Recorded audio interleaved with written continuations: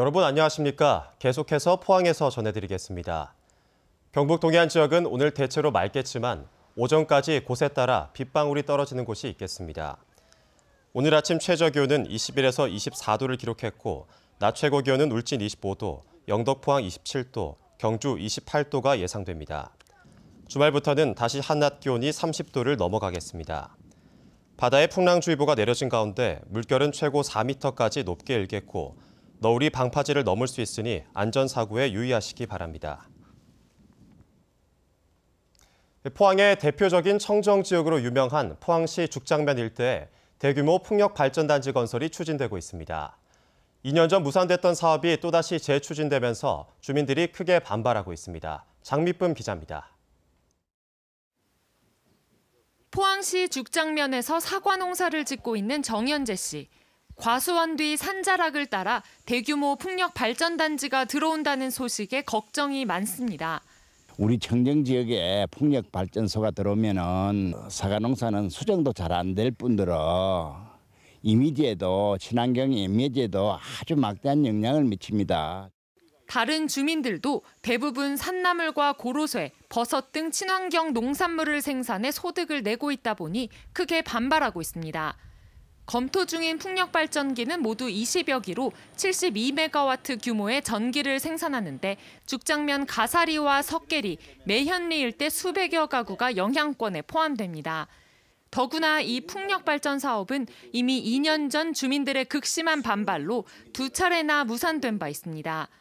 그런데도 또다시 사업이 재추진되자 주민들뿐만 아니라 환경단체도 포항의 마지막 남은 청정지역을 지켜야 한다며 반대하고 있습니다. 지역에 주민 갈등을 유발하고 있는 상황에서 포항시가 더 이상 이런 일이 재검토든 뭐든 되지 않도록 어떤 특단의 조치를 취해야 될 일입니다. 포항시는 아직 절차가 남은 만큼 좀 더 지켜보겠다며 뚜렷한 입장을 밝히지 않았습니다.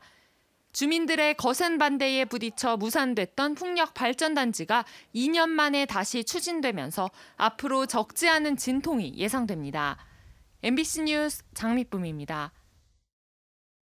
더불어민주당 경북도당은 어제 경주정책연구원에서 지역위원장 간담회를 갖고 사무처 조직 구성과 운영 방향 등을 논의합니다. 허대만 도당위원장은 지난 12일 도당 위원장에 선출된 뒤 첫 간담회를 통해 도당의 재정비와 화합을 통해 오는 2020년 총선에서 좋은 성과를 낼 수 있도록 협력을 당부할 계획입니다. 한편 경북의 13개 지역위원회 위원장은 오는 25일 서울에서 열리는 전국 대의원 대회에 참가해 당대표와 선출직 최고위원을 뽑게 됩니다. 지열발전소와 포항지진의 연관성 조사가 연말까지 진행되는 가운데 포항 지역 학교와 시민단체는 정부조사단에 정보 공유를 촉구하고 나섰습니다. 포항 지역 학교와 시민단체로 구성된 포항공동연구단은 정부조사단이 조사 방법과 내용 등 정보와 자료를 제대로 공유하지 않고 있다며 선출직과 시민대표, 시민단체 대표 1명씩을 참여시켜 줄 것을 요청했습니다. 정부조사단은 지난 14일 이강덕 포항시장과 김정재 국회의원, 장순흥 한동대 총장 등 지역 대표들이 참여한 가운데 지열발전소 현장에서 원인 조사를 진행했습니다. 긴급 안전진단을 받지 않은 BMW 차량이 경북 동해안은 리콜 대상 차량의 19%인 222대로 나타났습니다.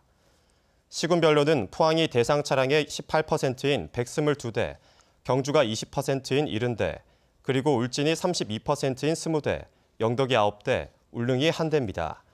국토교통부에서 명단을 통보받은 시군은 점검과 운행 중지 명령서를 차주에게 등기로 보낼 예정인데 토, 일요일을 감안한다면 실제로는 다음 주부터 운행 중지가 이행될 것으로 보입니다.